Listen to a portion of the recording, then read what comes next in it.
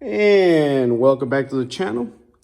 Your tech tip for the day is to not forget to take off the oil drain off your turbo when you're attempting to remove the turbo.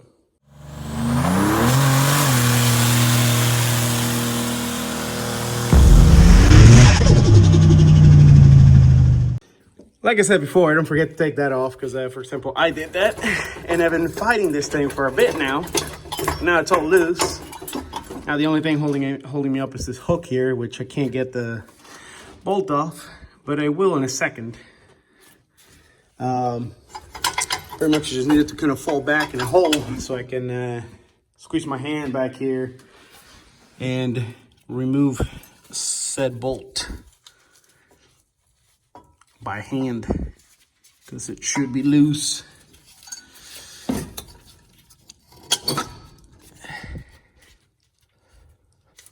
Which is not loose enough. Yeah, not loose at all. There we go. Now it's cooperating.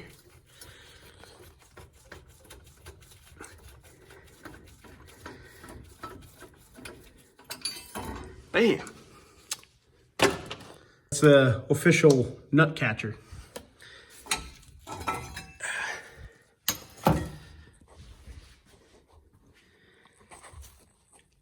And now I can take the turbo out.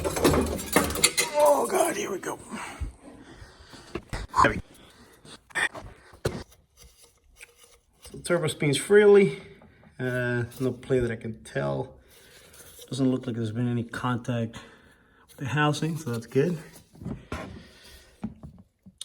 No oil on the cover. Exhaust side looks good. Wow, not even a little bit of caking in the back of that blade, so that's good. Yeah, it's pretty good. That's just some PB Blaster, and obviously this is whatever seeps out of my drain back. But pretty much this turbo is going back on, not with that engine, but on that car. And that turbo is going on this engine, because it's a bigger motor. And that thing's got a huge turbo.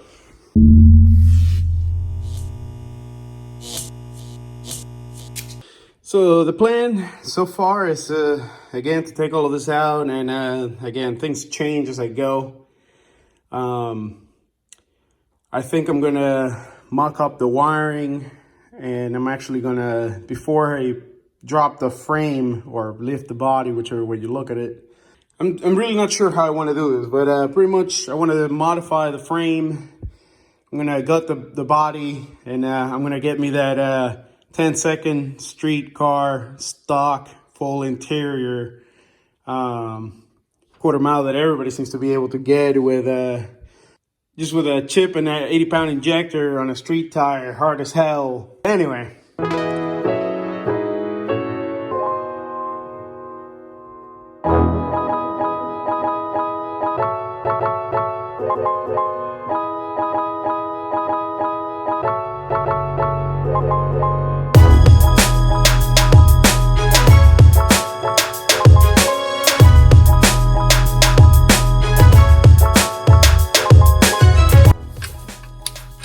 So anyways, face off to put some anti-seize on these threads. As you saw, pretty much once I break them loose, just take them out by hand.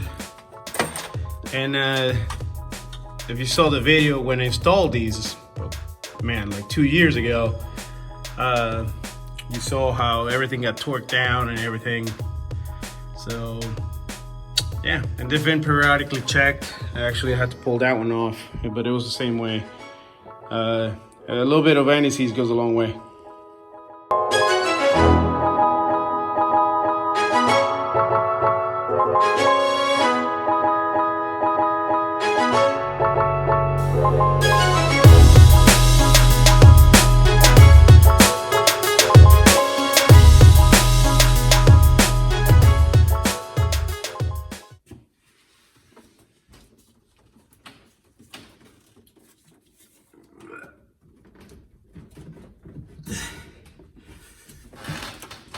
And that is how you take a head off with studs in it.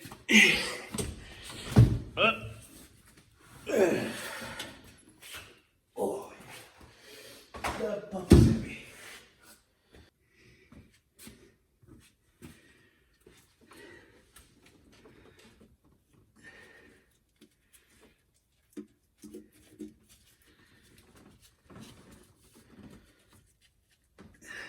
On the bright side, this head gasket was not blown. Ugh.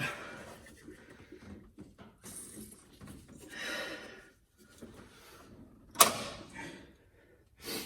can pull a head off, but I can't pull a stupid gasket.